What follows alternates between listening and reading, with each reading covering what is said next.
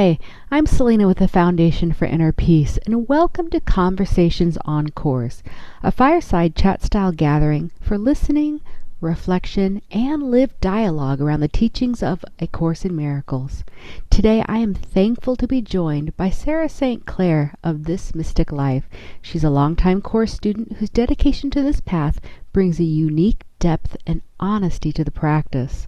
In this conversation, Sarah shares her journey from a young woman in Ireland to a life devoted to what she calls an adventure of forgiveness. We explore what it truly means to take personal responsibility rather than false responsibility, why being willing to be mistaken can be deeply liberating spiritually, and how the shining star within remains untouched by the world's shifting images. This dialogue is both intimate and expansive. It invites us to step back from the characters on the screen and remember the quiet presence that watches with love. So let's begin and allow this conversation to draw us back to the hearth fire within. Sarah, hello and welcome. Hello, Celina. Hello. It's such a delight to have you here with us again at the Foundation for Inner Peace, and really to welcome you into Conversations on Course. I know it's been some time since you joined us for one of our Let's Discuss panels more than a year ago, but I want to let you know I've so been truly looking forward to sitting with you again, and now in this space where we can have a one-on-one conversation about A Course in Miracles and how it has been lived and expressed in your life. And I have to share that when I was recently asked by my team, who I felt called to sit with next, your name and face immediately came to mind. And when I reached out to you, you said, you've been sitting for a while in the quiet, sort of distilling what we need to know next, what needs to be known by course students. In that framework, I'll take it. And I think it's just really timely that we're meeting now and connecting now. So thanks again for being here. Thank you. It's lovely to join you as always. And yes, just before you reached out and connected with me, I had said to the spirit, now I've been sitting for a long while. What's the deal? And the spirit said, something's about to come towards you, that it's going to consolidate everything you've been learning from me in a way you can extend it. Mm. So I was like, okay. All right. Well, let's see where we go from here. But before we enter into our dialogue today, what we do here traditionally at the Foundation, as you know, is I'll open up with a prayer, and I'd like to share a short passage from A Course in Miracles, Chapter 2. And so please feel free to participate in whatever feels most natural. Okay. I am here only to be truly helpful. I am here to represent Him who sent me. I do not have to worry about what to say or what to do, because He who sent me will direct me. I am content to be wherever He wishes, knowing He goes there with me. I will be healed as I let Him teach me to heal.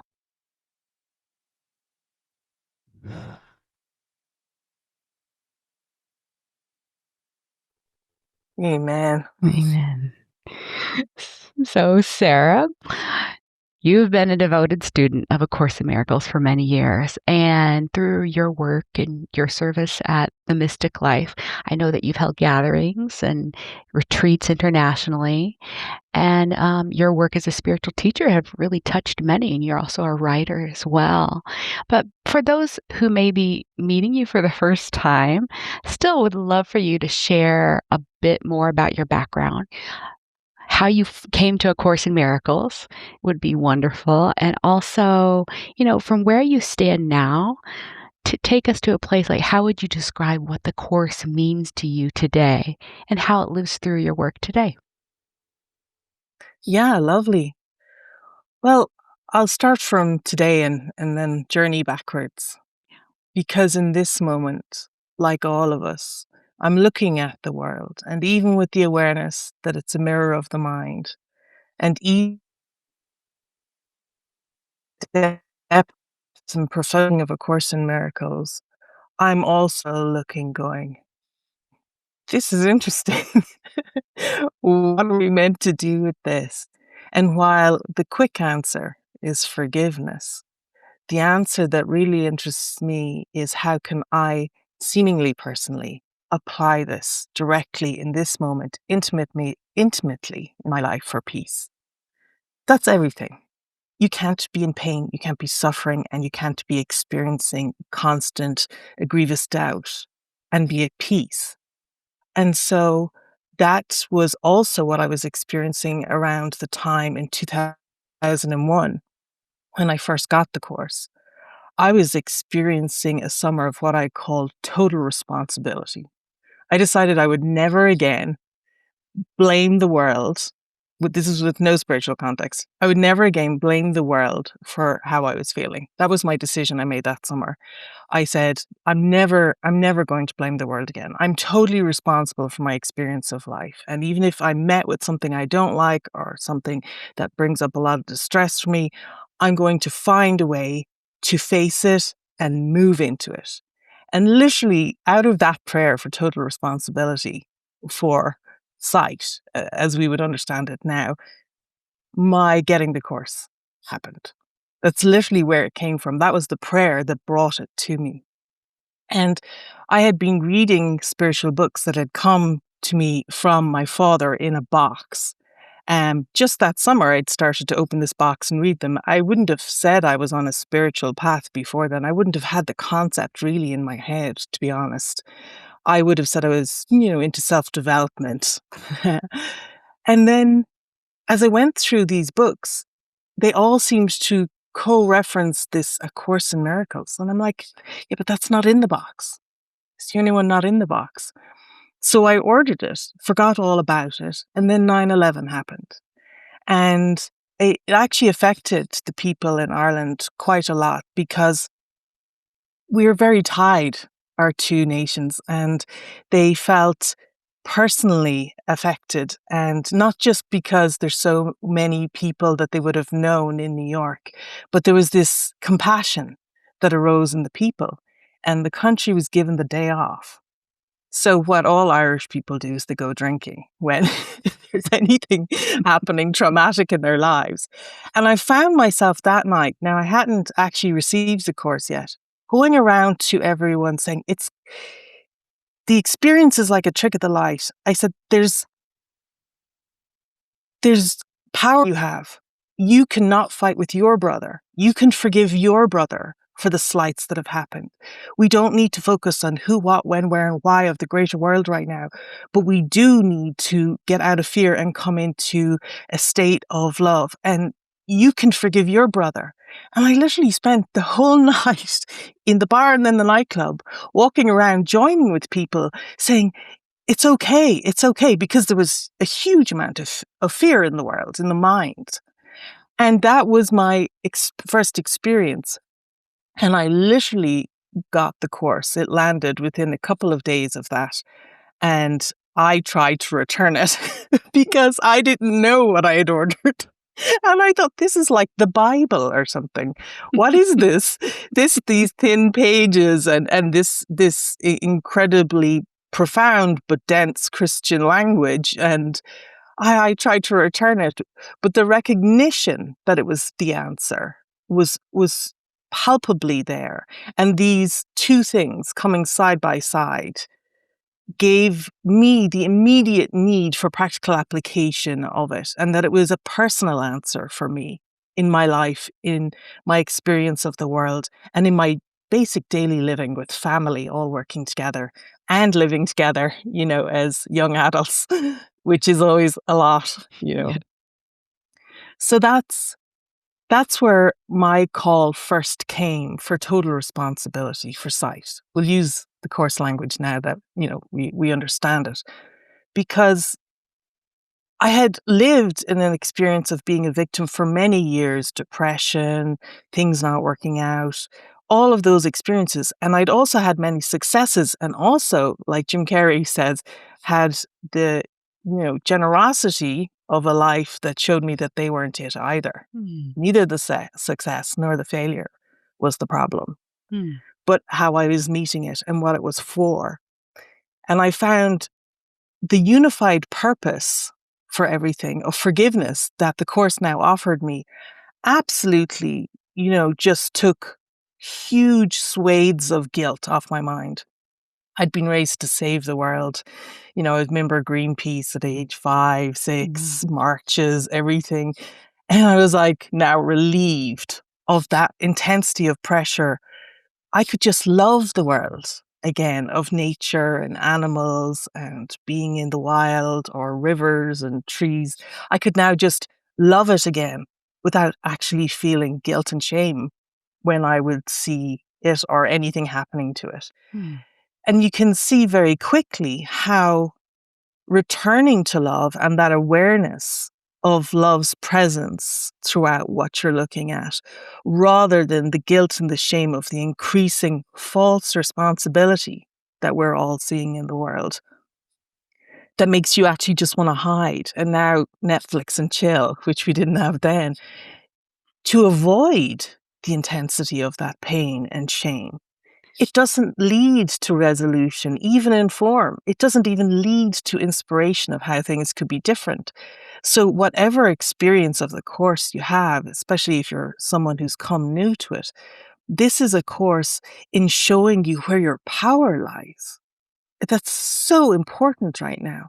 It shows you where your power lies, the power of decision in your own mind, not so that the world or the reflection will change.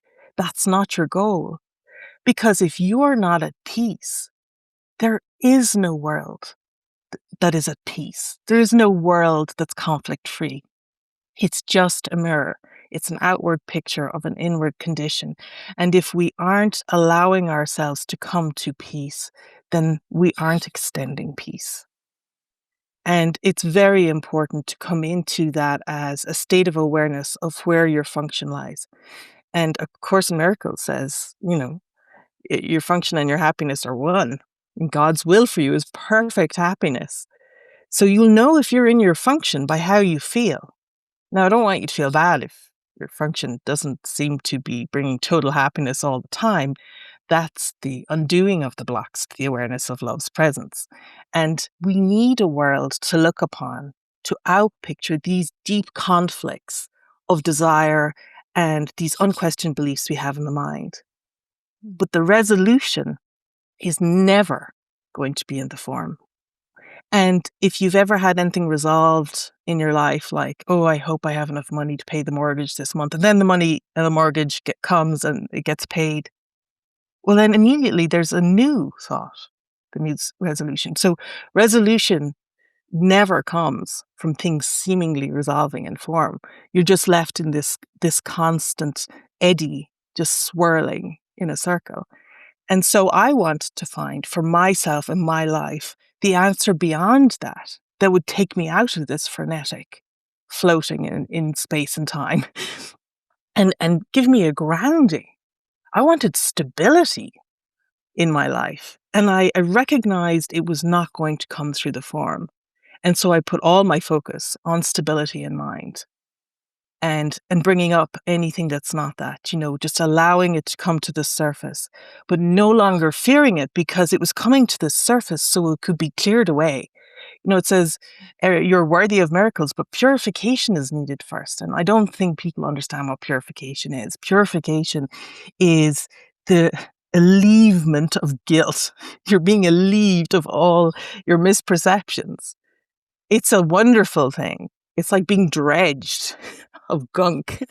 If you're a pond, you'd want to be purified after a winter of everything falling in. It's just bringing the wellspring back into your mind and your heart and your experience of life. And from there, the seeing also seems to appear more benevolent. But you can't put the cart before the horse. You can't want to do it to save the world. You still have to choose that total responsibility to decide first for yourself. It can't ever be for anyone else, not even your child, not even your country. It has to be just for yourself, that responsibility for sight, because it will make you happy. And in that way, how you treat yourself, what you teach yourself, you teach the whole universe they are too. And if we really lean in and embrace the teacher of the Holy Spirit, Jesus, whatever feels really comfortable for you to lean in as your higher power and know thyself, then there is no division. There are no separate interests between you and seemingly everyone else. Mm.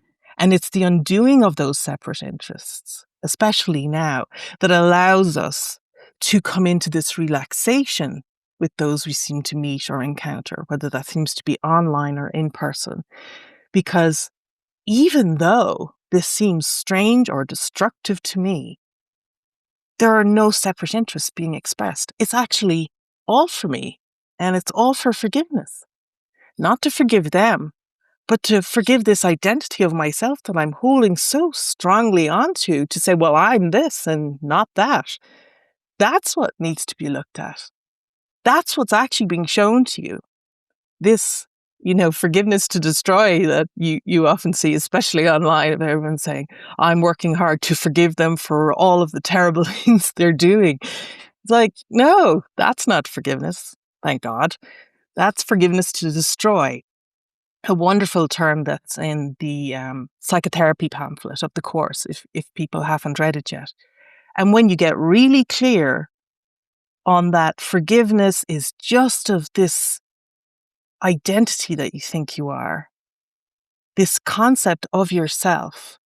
It's not just the flesh and bone of the body now. It's this whole self-concept. It's who you love. It's your favorite football team. It's the country that you root for at the Olympics. It's the country that you boo at the Olympics. It's the country that you embrace as compatriots. It's the country that you send money to for aid. It's everything in the universe. It's all time and all space. Your self-concept envelops everything because you've given the world all the meaning it has for you. It doesn't exist apart from your looking at it. It doesn't have a reality apart from you.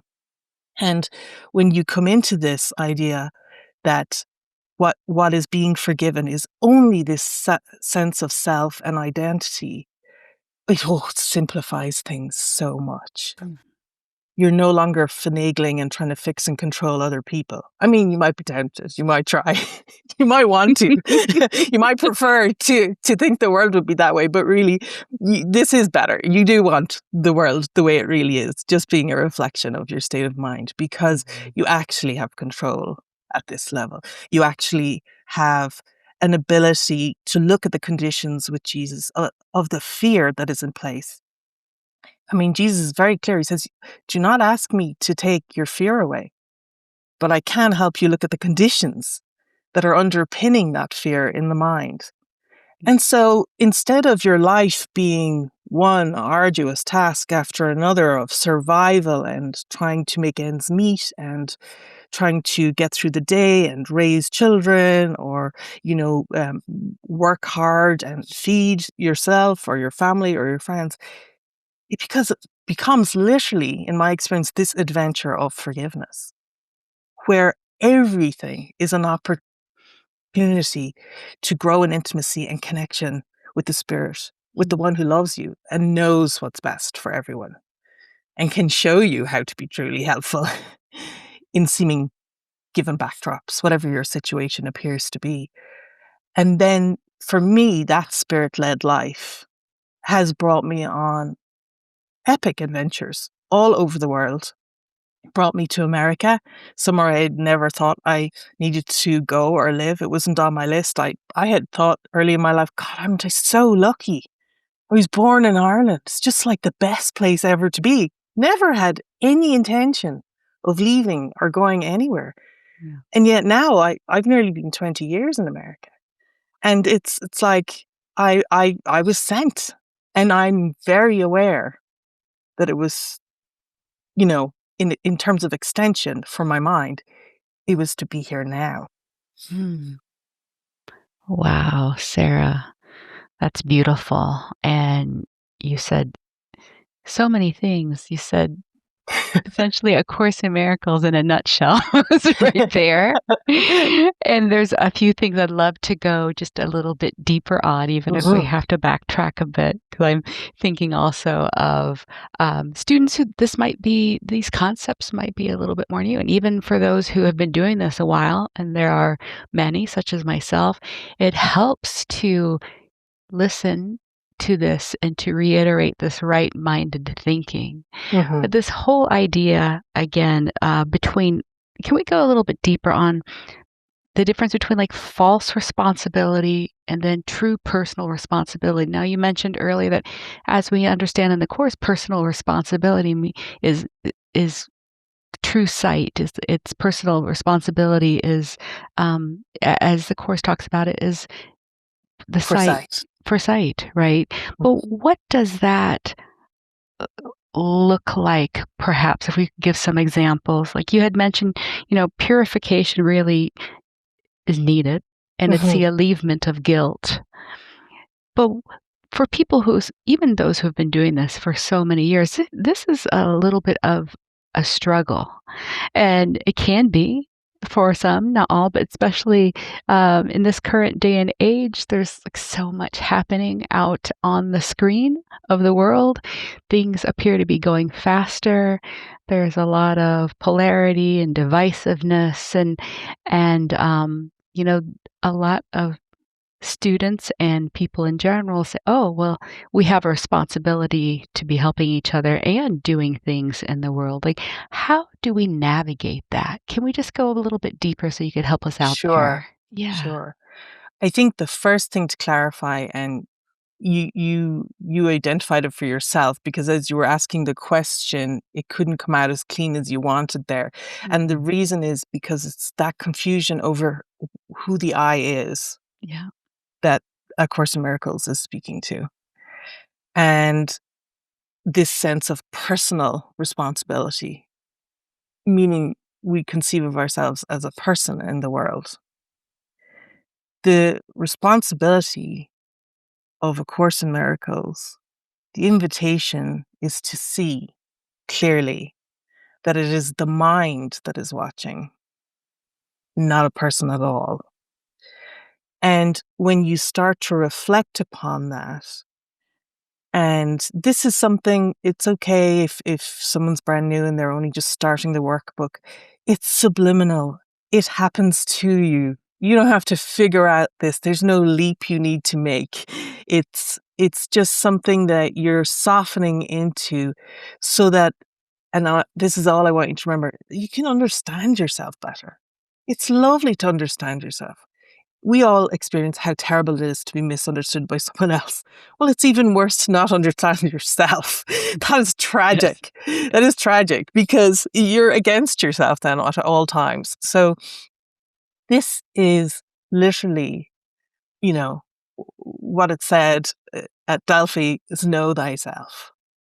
And it is laid out in such a gentle, kind, attractive way that it just draws you in like to the warmth of the hearth on a fire. And that's why we're doing fireside chats, because that's exactly what Celina wanted for you all. She wanted us to draw in close, like we are sitting with a friend, which we are. Two companions are sitting with you wherever you appear to be, and they're saying to you, isn't that lovely? Isn't the glow from that fire, that feeling between us, that feeling that isn't a person and isn't personal, isn't that lovely? That glow, that sense of presence. And that has a place inside for all of us that we can understand. And that's what presence is. It's not something other. And so what happens is that we become intimately interested in that glow and that sparkle and the crackle of that fire inside, and what it's saying, and the way it moves as it burns down. And yet, it's an everlasting fire, it's an eternal flame. And so we can never be without it. And even if we lose sight of it for a moment, it's always there. And all we need to do is come back to that warmth inside us, that little tickle in your heart, that little slow, soft, and nothing is needed except a moment of quiet to recoup awareness of that. That is yourself. That is the self that takes for total responsibility for sight. Mm. It looks kindly upon Sarah. It looks kindly upon Celina. It looks kindly upon the world you perceive yourself to be living in right now as you look around the room, wherever you're listening to this. It has no judgment of anything the little character self is doing or trying to do or succeeding in or failing in. It's like, ah, that's the self. That is the one watching with this generosity of spirit that takes total responsibility for sight. It watches Sarah walk around, trying to get everything ready before she joins Celina, laughing at the fact that she forgot the main thing. And then the main thing that she forgot, Celina also forgot. And the two of them at the last second before they came on went, I think I'm going to need tissues. And they both, feeling moved by what they would hear together. And this is the important part. From that one self, what they would hear together, they just felt, I'll need to have some tissues. But the eyes that tears fall from, whether it's ones of gratitude or whether it's ones of despair or whatever it is the one we're watching with increasing love and less condemning. And that's where coming back to responsibility for sight takes it off the false responsibility of being a person in a world who, I forgot the tissues. It's my fault. I didn't do it right. I should have known. I should have had it here. I should have been ready. Should. And that personal responsibility, even in the days we succeed and said, I did it all great today. I was wonderful. And we take responsibility for it, just sets you up for the day where it doesn't happen that way. And then it is your fault again. So whether you take responsibility for form for things you did right or responsibility for form for things you think you did wrong, neither is correct. You are watching the past. It's all done and happened. It's almost like a life review, and you're being encouraged to watch it kindly no matter what seems to happen, success, failure, and everything in between. And by watching in this way, what's given to us is awareness that things are kind of happening without us. And the burden of false responsibility actually has us interfering with things that are actually flowing without us. Now, it seems very real that we're needed. Oh, you could give me a litany and a list, I'm sure. But it's not true. Not really. And if you've ever had to step out of your life in some way, whether perhaps it was a stay in hospital or you had to go to another country for work and leave everyone you knew or something, your life goes on without you. The role you thought you were playing that you thought was so essential, you thought you were an essential worker, it just, the Maya just slips into the stream and covers over that in seconds. There is no vacuum. So there is no loss when you step out of these roles you've been in. And it's a slow unwinding. It's not like you're going to be jerked out of there and hurled into heaven. That's not happening. That's not what this is about. But it's a slowly dawning awareness of like, oh, I've just raked all these leaves. And then the wind just blew them everywhere. It's like maybe my idea of how to be helpful just needs to be questioned by first recognizing who I am in the story and where the power is that I have.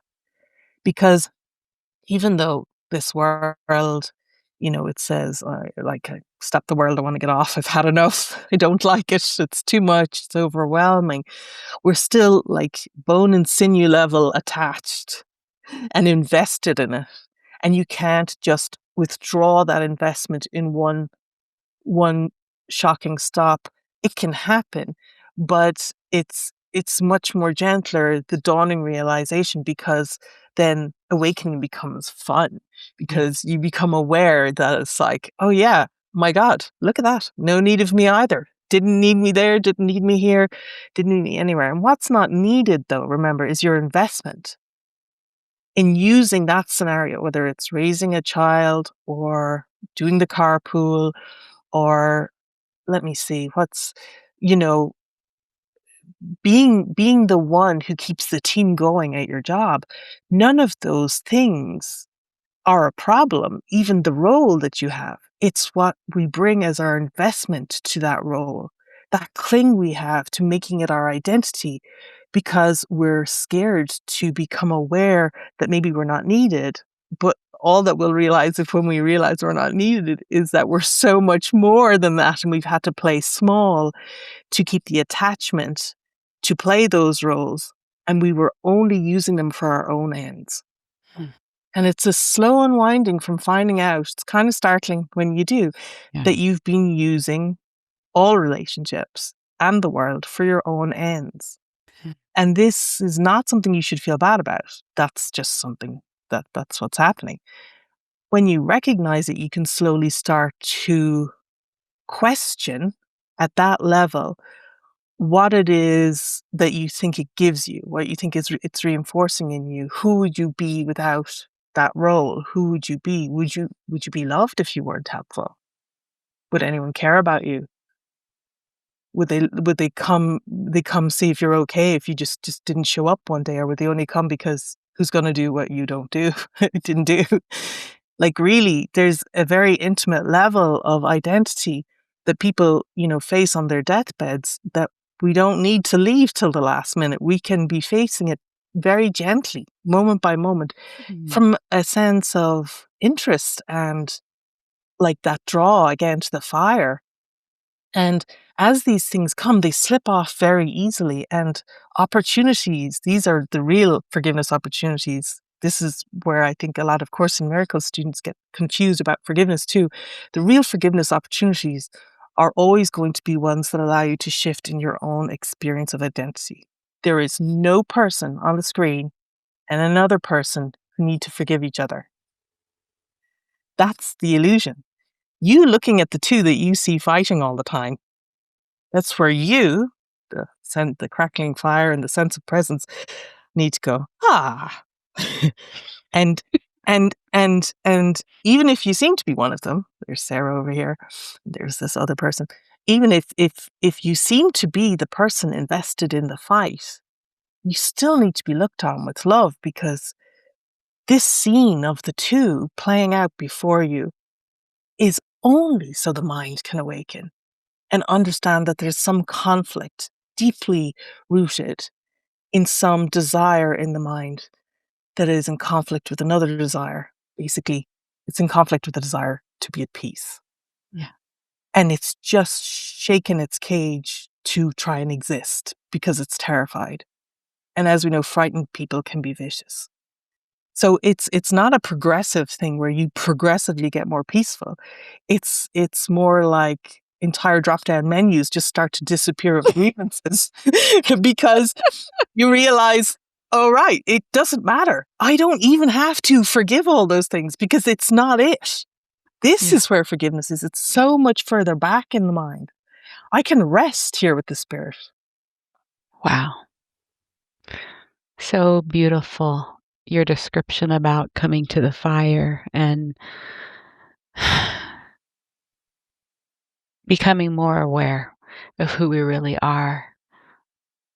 Let me ask you this before I pivot to something else. A couple of things are coming up, practices you could share with us. But before I ask you about that, it seems, that prayer that we read at the beginning, I am only here to be truly helpful, that occurs early on in the Course. And I can see how Jesus is using this already to help prepare our mind from loosening those attachments to who we think we are in the world and being a helper versus being truly helpful. Yeah. Do you have any recommendations, suggestions, practices, even any that we could do right here in a minute or two for students to help start looking at this differently Mhm. as far as our personal responsibility, taking personal responsibility. Yeah.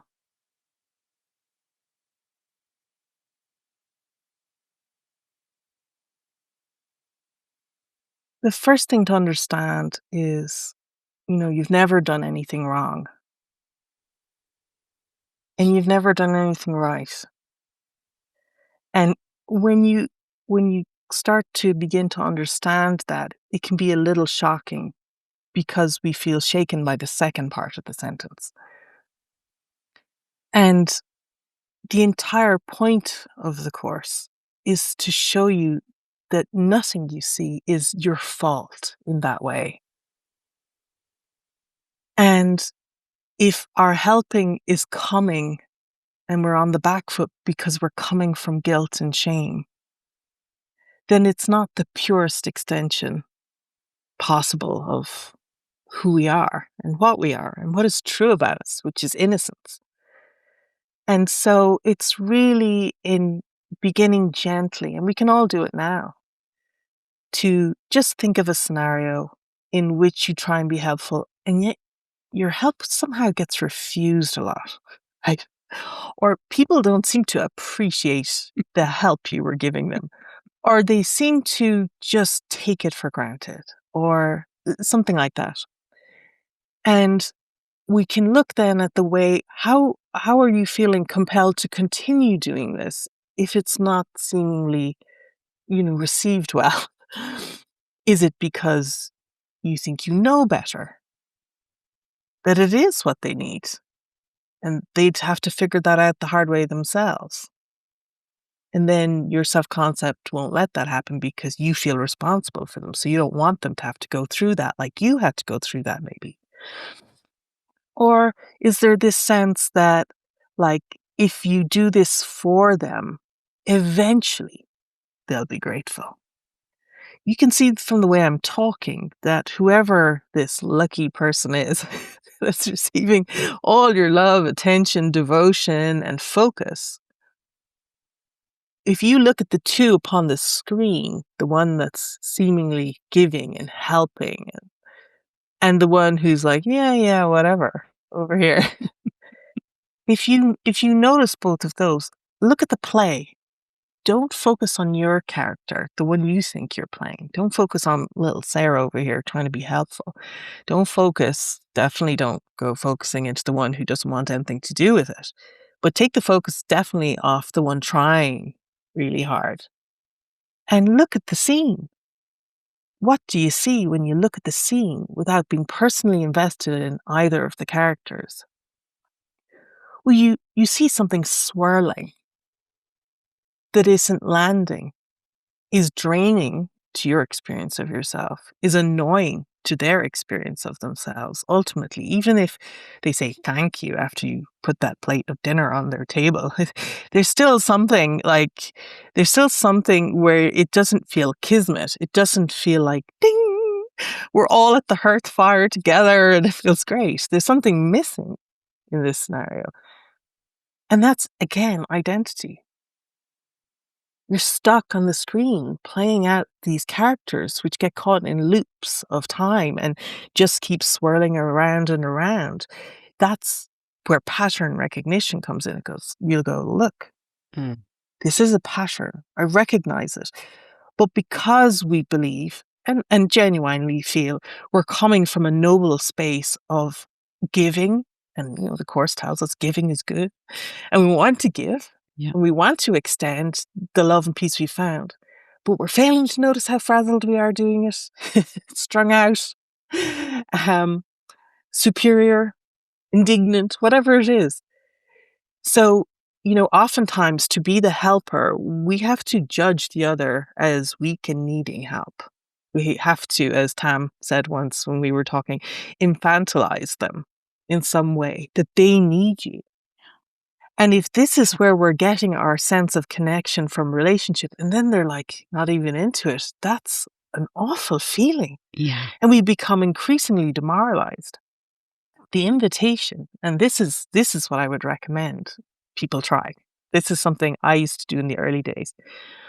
When I found myself invested in trying to understand someone, communicate with them, get through to them, clarify something for them, whatever it is, instruct them, tell them what to do, whatever, control them. It doesn't matter. When I was like, when you found the intensity had you going this way between the two characters, I would imagine above the two little characters, a star. And I would remember that this is a pathway of holy relationship. It's between the Father and the Son.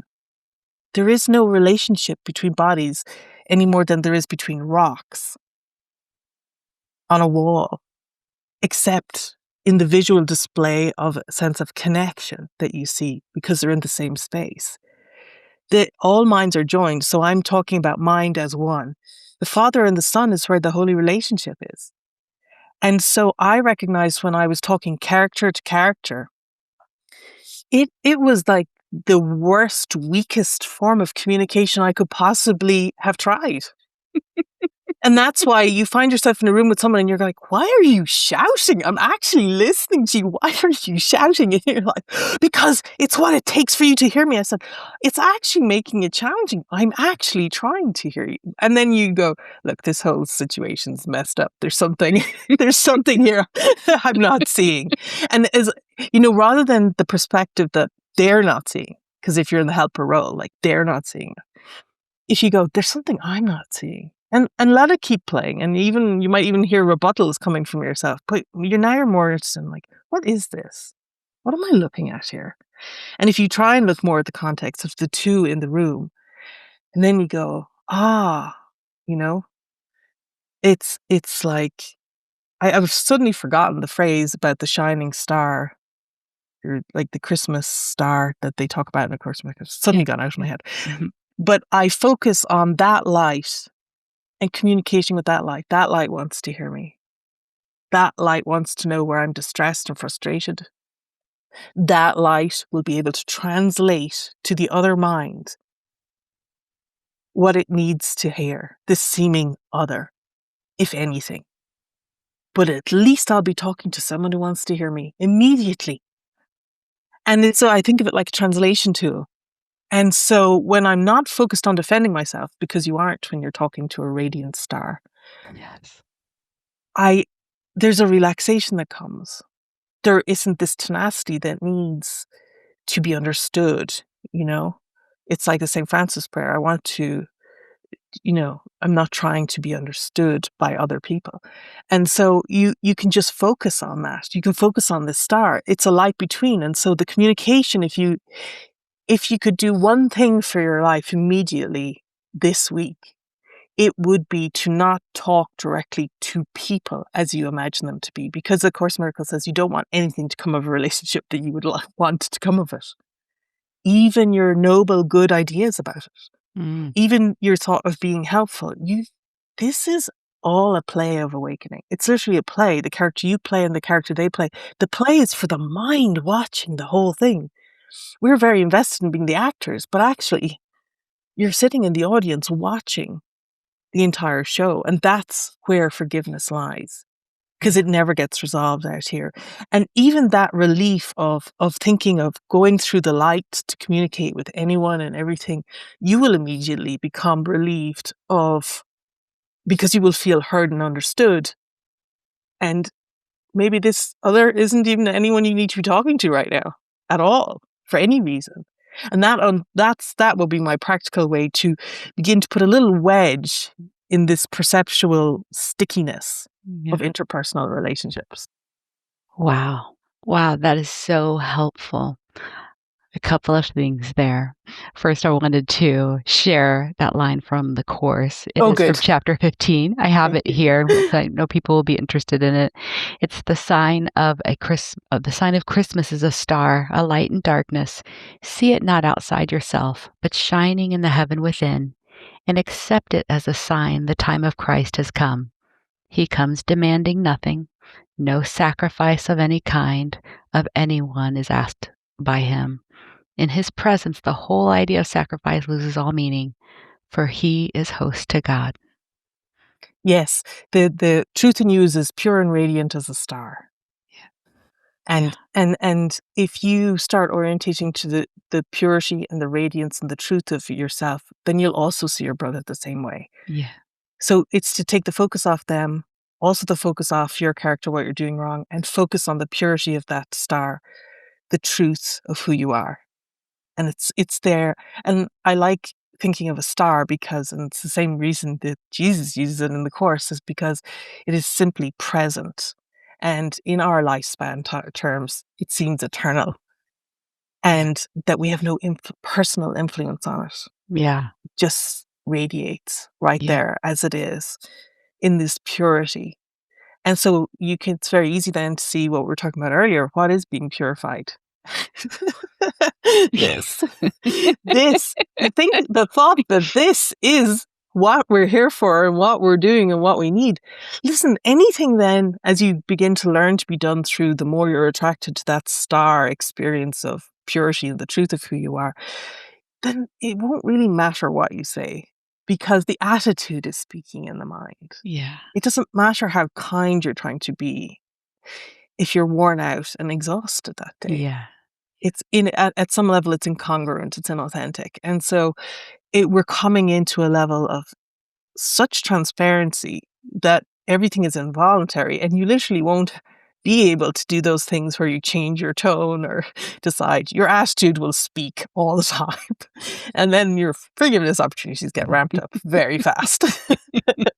But it's good. It's good. It's good. And in fact, before we go, I made me think of a story I heard you share a while ago, but I want to talk about this a little bit because, I know that you have been studying and you've been practicing and living this for many years. So you've had lots of practice, but you did share a story a while ago that I heard about how spirit really led to further purify you, because you had done a lot of work early on about being the helper, the main helper in the family, and you had realized that and had let so much of that go. But then you said a few years ago, you came upon this time of learning in your experience where you almost couldn't talk to anybody. Mm-hmm. Mm-hmm. Yes. Is that sort of, about you that. talk a little bit, because that's a really great example as far as demonstrating everything that you've already been sharing with us. Yes, that's the part where I said when it ramps up. when it's going for that, you're like, let's make sure we complete this this purification here. She's so devoted, let's do it. Let's go for it. It comes to a place where it's not about anyone else at all. As if, and I'm not saying you need to be a hermit or withdraw from society, but you need to understand it isn't about people at all, even the people you think you are. Because if you've forgiven that character and you understand you're not responsible for it anymore in that way, and that the guilt and shame you're feeling is further back, well then you want to devour that focus. And about a year ago, the climax, because we were talking, it's about a year and a half since we had last spoken. And it was some lovely holy encounters around that time. And that's when I was sharing this story of, like, I couldn't even seem to say hello to a cashier, or I couldn't even say hello to someone walking a dog. The dog would go savage. And it was just the perception. It was just the perception that there was a world outside of me that I was still addicted to focusing on. Yeah. And so this is the way it happened for me. It's not necessarily the way it would happen for anyone else. I was withdrawn even further. I thought I was having a coming out part when we had those when we made those audios together, but no. I was like, they were like, let's one more round, okay? And so for the last year, I came off all social media, and it was like, you are the one you've been waiting for. You are the one with the greatest call in your life. Give yourself all the attention now. allow everything we speak of to be a complete focus on yourself, and thereby recognize that even though it looked like you were a helper for years, exterior it looked like other people, even in benevolent ways, even in course-related ways, even, counseling sessions or sharing or teaching in some form that looks structured, is like, you're the one with the greatest call. Why are you spending your time diluting that by going out in a way at a time when it's not given for you, remember, that's the point, to do this, dispersing the energy when the focus needs to come in here. You're the one with the greatest call. Aren't you worthy of having it answered? Giving yourself 100% focus on everything that's coming up for forgiveness.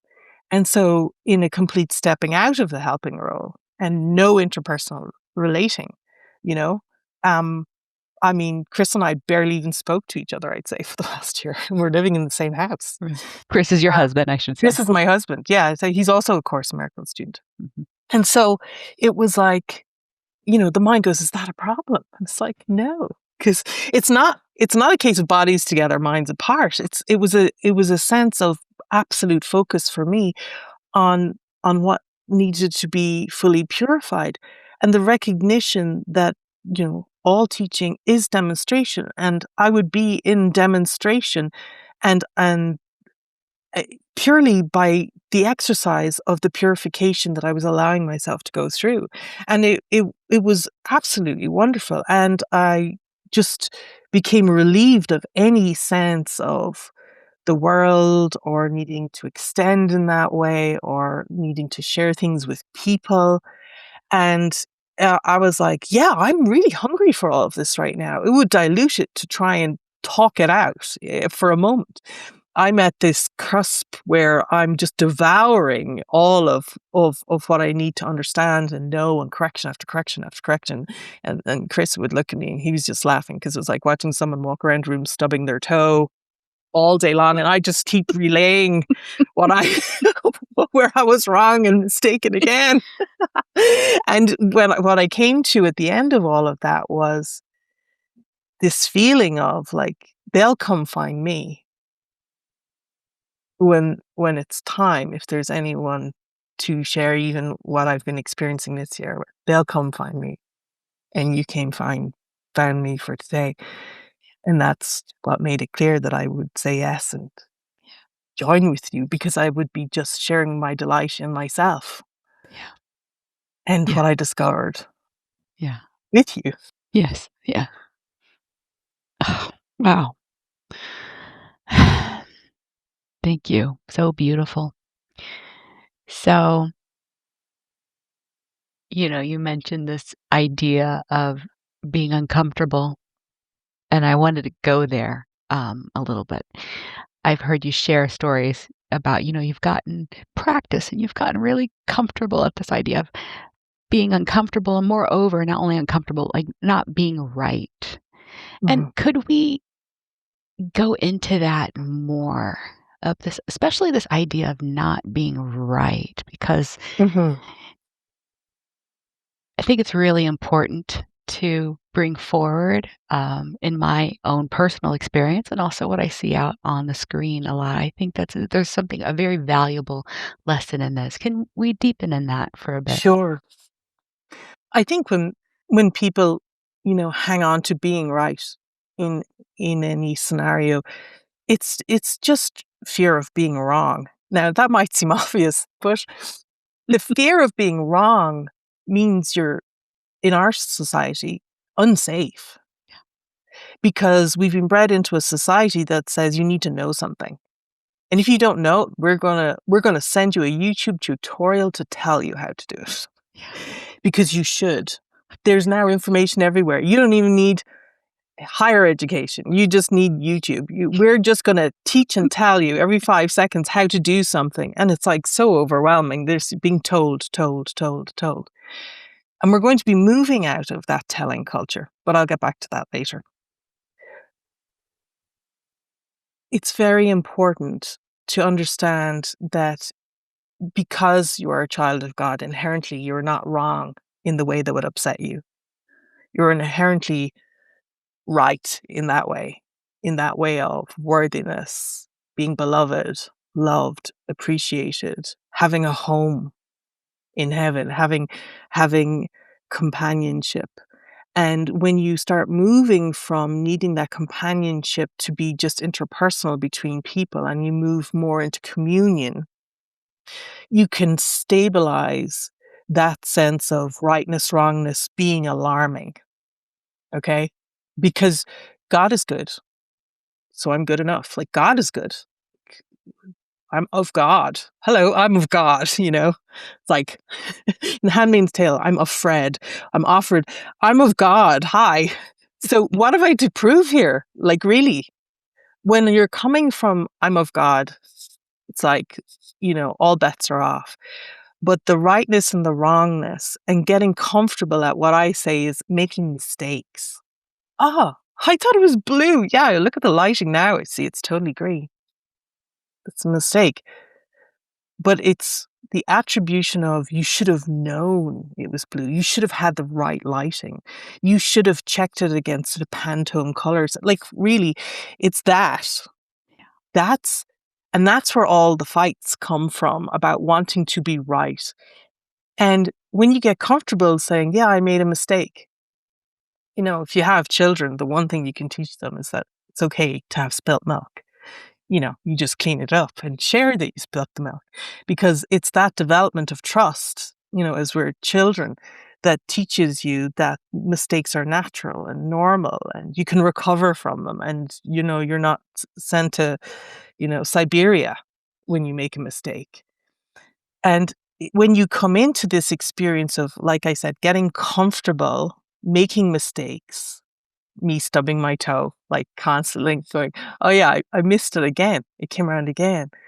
And, if anything, what I was demonstrating to Chris was that the willingness to be mistaken and still beloved was a constant devotion.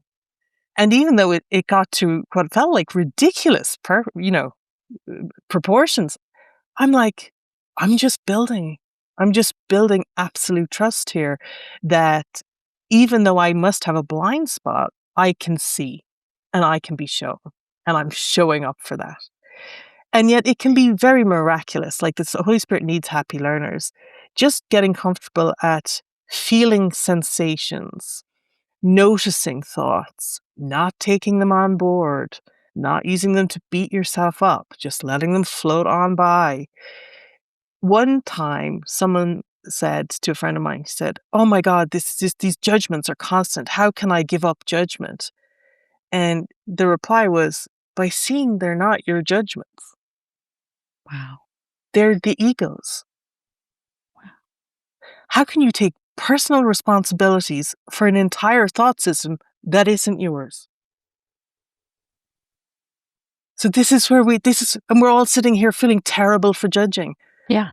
And it's like, yeah, you're listening to that soundtrack, but you're not on broadcast FM. It's not, Yeah. it's not you broadcasting.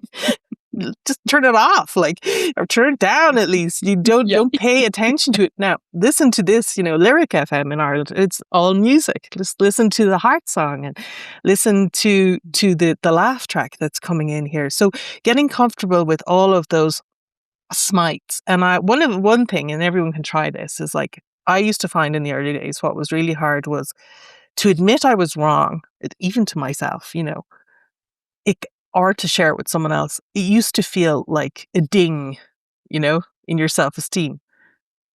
But I realized what really bothered me was that I thought it inherently, when I made mistakes, made them right, whoever they may be. But it doesn't. It's for me to say I'm mistaken, even if they're glowing, vindicated over here, I don't have to take that on board. I can just, hope they also enjoy soon the same experience of being relieved of the idea that they could do anything right. Like I've been several times in a row. Yeah. And that's it. And so it was much easier to just allow myself to relax into feeling the sting and feeling all those things and saying, look, we're either all innocent or nobody is. We either all get out of this. So that's right-mindedness. It's recognizing that, there is this thought you don't want to let anyone else get away with it, as if they win and you don't. So So good. Thank you. And that's so worth saying again, your story earlier about your friend. It's really truly recognizing that this thought system is not yours. It's the ego's. Like you're not responsible for. I can't remember now your exact phrase. yeah, you're not responsible for the error. You're responsible for the correction. So you go, oh, mistake. Like, oh, there's an error. Mistake. Mistaken. But the error is you're mistaken in who you are. That's it. It's a one size fits all for every scenario. That's all you'll ever actually be mistaken in. You don't have to learn to be better in a graded like ladder or something. Not at all. It's just the final acceptance and a shift in identity that you're Christ and not this character, Very important floundering on the distinction. screen. Yes. Very important distinction. Thank you. So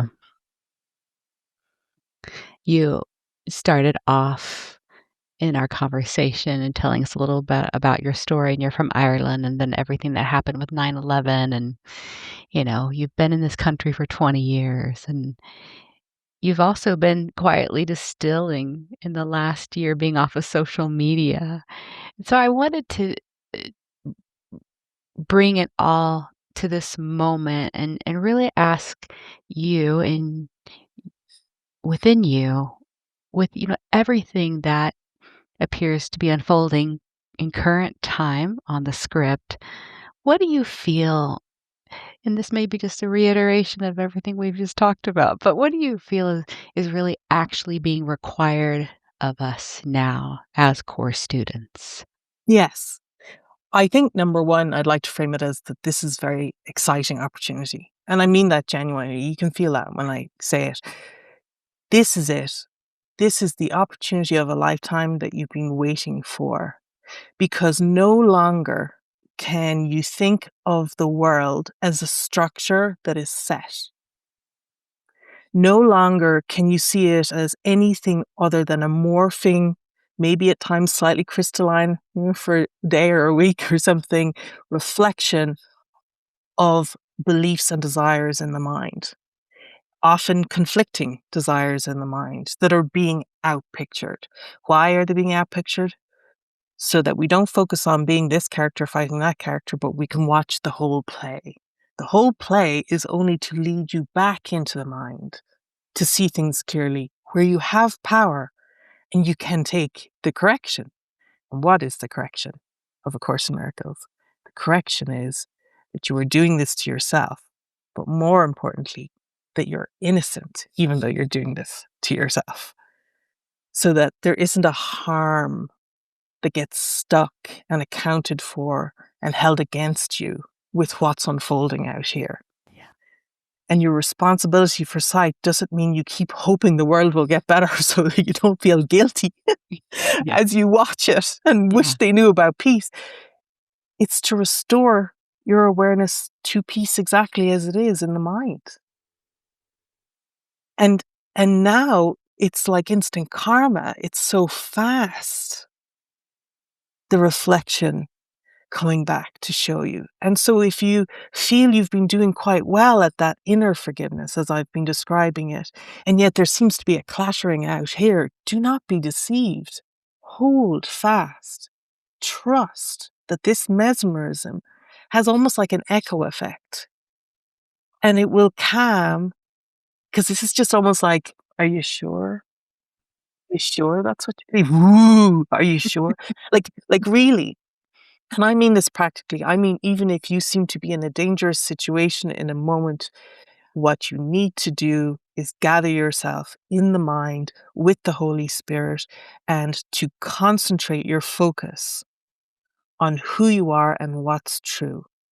Because from that shining star, from that point of purity, any action that's helpful for you to seemingly take through your character in time and space will naturally unfold. It will also unfold without that false responsibility for outcomes in form, because it will be unfolding from a desire to snuggle in deeper to that hearth fire that you have inside. And so you can tell that's a completely different outcome. All outcomes are an experience. Yeah. Now, outcomes inform you. People are sitting there going, I have no idea even what to teach my children. Yeah. No idea what kind of future or world they're going into. They never knew. It just seemed like they did. Yogis, saints, mystics through time and space have stepped out of that seeming construct and being able to operate beyond it, because it isn't a limitation on you. The only limitation on you is your fear of looking within. And that's still under your control, because if you unpin gently one by one those little conditions of, but who will help them if I don't help them? What will happen? If you are in any situation, isn't complete peace the way you want to be within it, or Yeah. how you want to seemingly respond?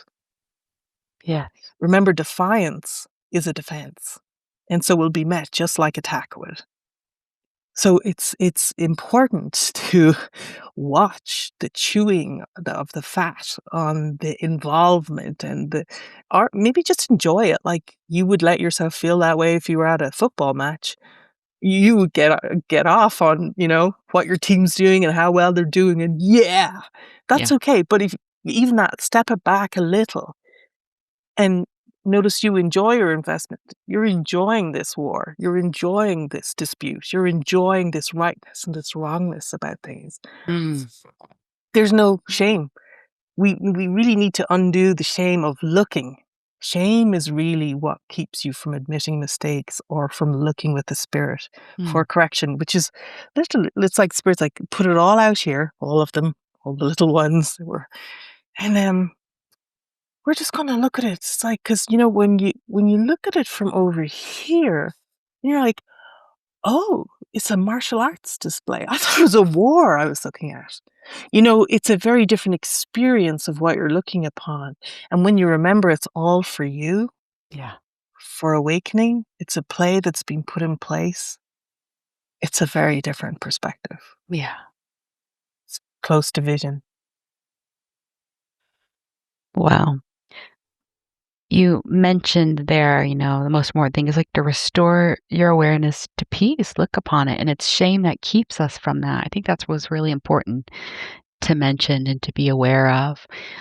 But to restore yourself to peace, there is that process of, again, letting things come to the surface, bubble up, and to clear it. And that is Yes. uncomfortable and painful for people. And so that's what you're always also speaking to about getting comfortable with being uncomfortable. Yes. Yeah. I would say that comfort in form is one of the most paralyzing experiences for Yeah. people. And I think there's an entire generation now. We're all speaking symbolically, but Yeah. there's an entire generation who were trained to make sure they were covered in form. They had great health cover, and they had great homes, and they had thermostats that controlled their comfort level, and they had beds that tip up and down. So everything has become, don't feel it, don't feel it, don't feel it. If you understood that weird spring that keeps coming up through your mattress is trying to tell you something, then before you run out and buy a new one, maybe you could listen to what it's trying to tell you. Everything of time and space simply has a communication. It's trying to tell you something. Now when spiders run out and look at me, I'm like, "Oh, did I forget to do something?" Like, what time is it?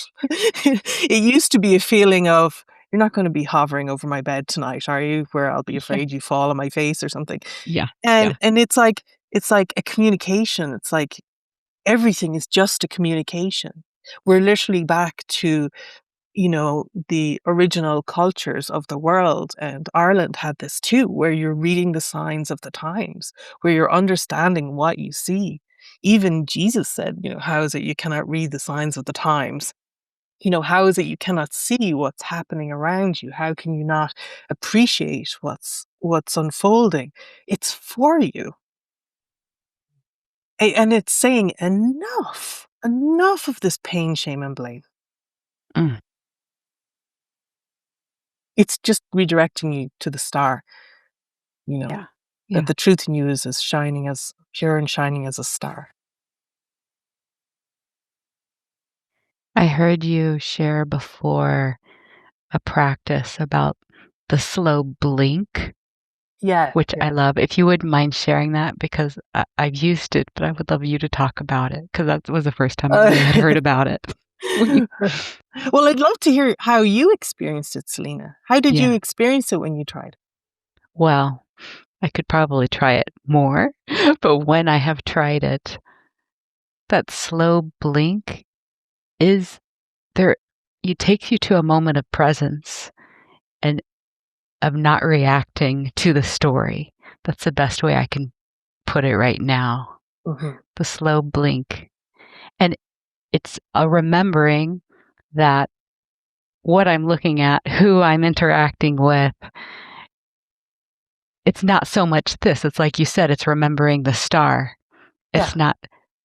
So there's a beautiful, all I can say it is, it's exactly what you said, restoring your awareness to peace. It is a movement in that. But how did you come up with that? How did that come to you? Because I've done it a few times, but I heard you and I'm like, oh, this is really good. So, Well, is there anything it's you would add to that? I should say. sure. Yeah, I would say that it happened to me once in a very extreme situation Mm. where I traditionally would, if you're talking fight, flight, or fright, like freeze, um, I freeze. Yeah. And I felt like I had no control in the situation. And it was so alarming to me and so distressing that this seeming person who had been, important to me, seemed to have been a companion, seemed to have had faith in me and goodwill towards me, all those types of things, a mighty companion, was shredding everything I had done or said or something. And I was so alarmed in the moment and paralyzed. It wasn't even like I could do the other thing I always suggest, which is, take a pee break and go to the bathroom, to gather yourself. It's like, then you're on the throne, you're Yeah. returning to your regal state, Yeah. nobody will ever stop you going to the toilet. So it's very, you get at least 5 minutes of alone time. In this setting, there was nothing. And I thought the only thing I could do, I was also terrified of like somehow being perceived as withdrawing. Mm. So I said, I'm going, I don't like what I'm seeing. I don't want to believe this of my brother and sister in Christ. This is not how I want to see them. Yeah. Yeah. This is terrifying to me.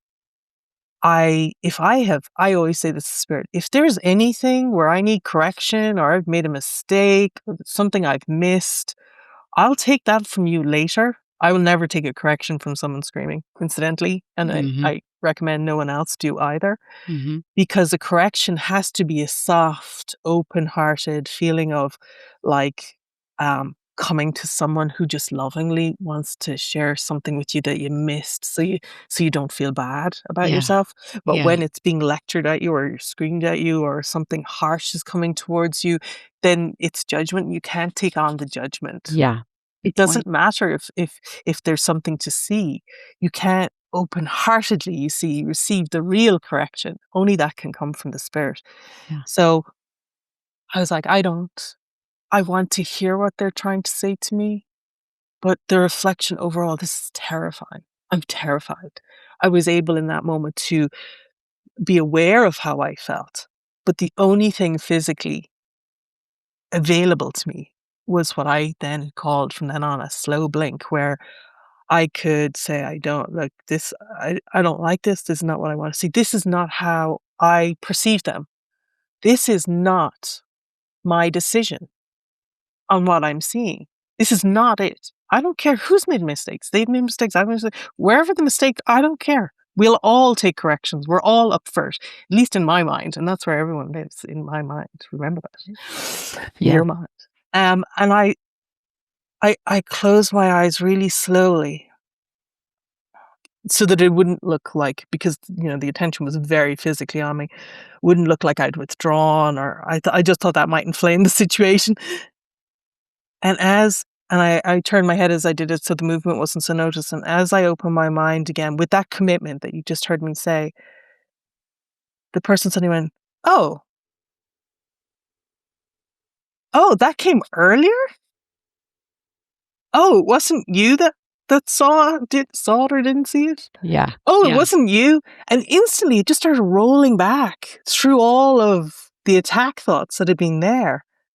But what I was also admitting with the slow blink was that I couldn't handle it. I couldn't rise above it, or some idea of that we might have spiritually, which is incidentally not helpful.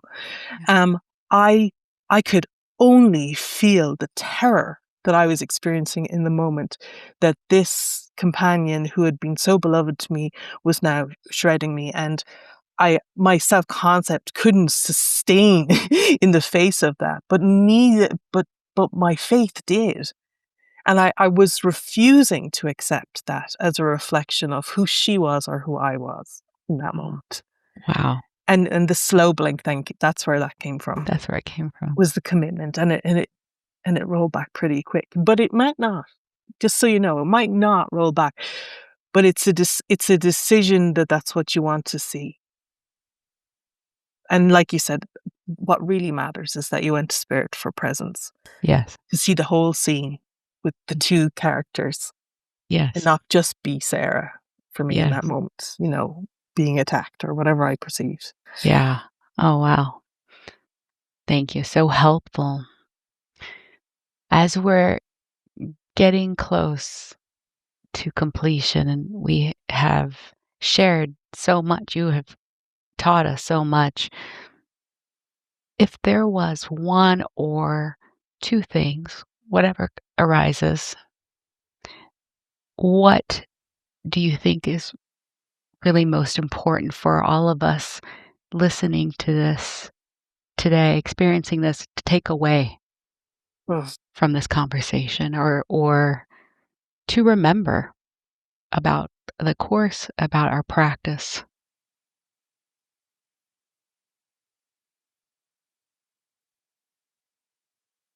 I think I want to say something first about even what I just shared. Um, I think in making it even clearer just how intense the situation was, I have relayed that kind of fearful energy in a way as we sit here. And the real miracle of what happened was that it cut through all of the guilt and shame, and we were flooded with a sense of relief uniformly in that room with that shift in mind. And instead of it being a grievance that stayed sharp in my mind for years or whatever, it became that symbol of the slow blink. And I think that time, you know, time can be wasted and waste you. And not that you should try and forgive fast, but I would say do be efficient in going to the spirit to see clearly at all times, and to reorientate to that benevolent universe. This is a wake up world.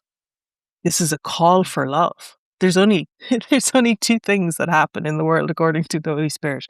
It's love, or it's a call for love. And we have to reorientate to just the response is always love. But authentically, what looks like love to you in a situation where you're experiencing extreme fear might be to shout at someone. And I don't want anyone to feel like they're supposed to be passive in that personal kind of way. Yeah. It's about doing what's ever helpful for you in the moment, and being more interested in bringing yourself to a space that's quiet and calm and clear, so that you can deal with the upset that's come in your mind ASAP, rather than any pursuing of resolution of this drama upon the screen. Mm. do not waste another second there. It's not going to work it out. It's much better. Think of any friend you've ever had. If they came back and they go, rather than even saying, oh, I apologize and I was screaming and I was shouting, it's like, if they at least come back and say, I totally misunderstood what was happening there. I can see for me that even coming over to visit you at dinner time, that I wasn't following guidance. I wasn't tuning in. And so you don't have to make it about even what happened or stories or dramas. You just take total responsibility for sight. And so what I'm always looking at is like, did I go off guidance? Did I Yeah. forget something? Yeah. Was I in the world? And restoring yourself to that experience of guidance. And guidance really is an experience of remembering that you're already loved and cared for. Mm. It's not like a challenge. It's like today's challenge to see if you can follow guidance correctly. It's like, no, it's like, can you stay by the fire all day with me with whatever's happening? And we can chat about it all the time. Mm. And so, Wow. when I'm ever, doing retreats or anything like that, I always presume everyone's having a constant conversation in their mind with the spirit. And Mm. so that's why monks traditionally would have cowls to keep their focus, Yeah. to keep it down and not be Yeah. making eye contact. Because, when you're with someone who loves you, there's very little to say. It's really only when there's a need for resolution, and like we've learned today, through the form is not the ideal way to try and resolve things. Mm. You want to come to resolution by understanding that your problems have been solved. Yes. That's the acknowledgement. Oh, my problems have been solved. So what am I doing right now? I can just stop doing that because my problems have been solved. Can I go back here for a moment for the answer? What am I doing? Let's just let me go get the answer. Look, maybe they're not even interested. Maybe they'll keep shouting, but let me get the answer for Yeah. myself. And if Yeah. guided, share it. But the guidance might just dissipate the entire Yes. seeming scene. Wow. Worth mentioning again. Guidance is really remembering that we're all really cared and loved. Yeah, that you're already loved and cared for. Loved and cared for. Yeah, so because otherwise you're going around trying to take care of yourself and take care of other Absolutely. people, and if And that's our theme. and being efficient going to the Holy Spirit is really vigilance of mind. So And it's that's for our, everyone. and it's for everyone Yes, because you because there's are only one of us. everyone. Yes, exactly. We both So said if the same you thing. do it, you're done. Yeah, yeah. This is so great, Sarah. Thank you, Sarah. Thank you. So, I would like to give you an opportunity for those who are interested in your work. We'll put some information in the chat and in the description of this session. But would you like to share anything about where people can find you? Yes, if you go to thismysticlife.org, that's the easiest. Everything is just there. All the Live ACIM satsangs, there's a button, they're there. All of the 90 days of forgiveness, that's where we animated me. I said, I'm now animated by joy. They're all there. That was like 90 days of little, you know, just sweet spots for forgiveness and A Course in Miracles students.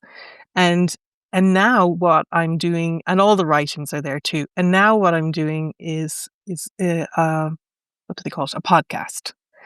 And it's called This Mystic Life. And I'm starting with just having it on YouTube, and then it's going to be going to all the other platforms from April.